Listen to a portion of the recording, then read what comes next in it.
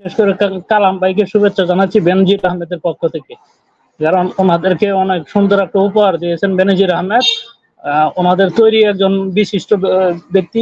তো কালাম ভাইকে আমি প্রশ্ন করব, আপনারা যখন এই বিএনপি আন্দোলন করে কিংবা খালেদা জিয়াকে হুকুমের আসামি করে এই মামলা করেছেন, বিভিন্ন সময় বিভিন্ন মারপেটে ফেলেছেন, তাহলে বর্তমান সময়ে যে দুর্নীতিগুলো হচ্ছে এবং আপনাদের দুর্নীতি কমিশন, দুর্নীতি দমন কমিশন এবং সরকার কেন এই দুর্নীতিগুলো প্রকাশ্যে আনতে পারে না?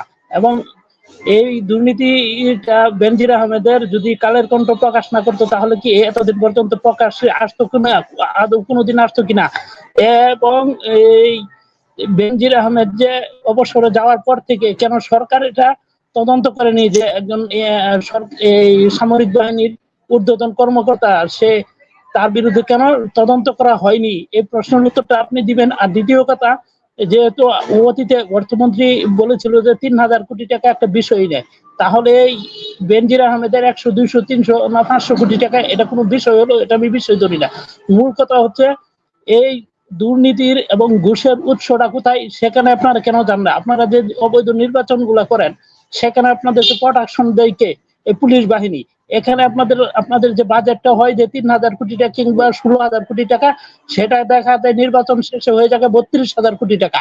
এখানে বাকি ১৬,০০০ কোটি টাকা কার পকেটে যায়? এই টাকাগুলো আপনারা দিয়েছেন বেনজিরকে। আমি বলতে চাই যে বেনজিরের বিচার না হওয়ার আগে, বেনজিরের বিচার হওয়ার আগে সরকারের বিচার হওয়া দরকার, এটা আপনি মনে করেন কিনা? এবং শেখ হাসিনা এতে দোষী কিনা এটা আপনি বলবেন। ধন্যবাদ।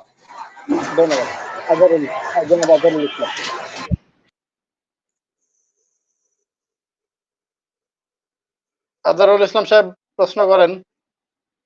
জি, আসসালামু আলাইকুম। তো অনেক ধন্যবাদ আমাকে করার জন্য। তো আমার প্রশ্নটা হলো বিজ্ঞ আলোচক আবুল কালাম আজাদ সাহেবের কাছে, যে আজকে এই যে একদম ভুল আলোচিত একটা বিষয় বেনজির সাহেব, তো তার আলোচনা এবং মিডিয়াতে এতটা তোলপাড় হওয়ার পরেও তিনি এই সময়ের মধ্যে কি করে একটা বিশাল অ্যামাউন্ট ব্যাংকে থেকে তুলে নিলেন? এটা কি সরকারের যোগসাজশ ছাড়া, সরকার সহায়তা ছাড়া সম্ভব কিনা? এবং তিনি অনেকে এখন বলছে যে দেশ থেকে চলে গেছেন, তো সেটাও সরকার সহায়তা ছাড়া সম্ভব কিনা? অর্থাৎ সরকার তাহলে এই লুটেরাদের সাথে আছেন এবং লুটেরা সরকার লুটেরাদের সাথে আছে, এটি প্রমাণ করে কিনা? এই আমি এটা সমর্থনে একটা তথ্য দিচ্ছি যে একটা নির্বাচন আগে, 18 সালের নির্বাচন আগে ছাত্রলীগের একটা জাতীয় সম্মেলনে শাসক দলের জেনারেল সেক্রেটারি বলেছিলেন যে তোমরা এমন ভাবে কাজ করে যে নির্বাচন জয়ী হতেই হবে, আর না হলে যা কামিয়েছো সেটা নিয়ে দেশ থেকে পালাতে হবে। আমার প্রশ্ন যে ছাত্রলীগ কামায় কেমনে আর সেটা নিয়ে পালাতে হবে কেন, সেই বিষয়টা কেন আসলো? আর এখানে যদি সেটি আসে ছাত্রলীগের বেলায়, তাহলে এইসব লোকেরা যে আমাদের রাজা সাহেবের মতো নেতাদের জন্য তো বিশাল রাস্তা খোলা, ছাত্রলীগের যে সুযোগ থাকে সে বিষয়ে উনি কি মনে করেন?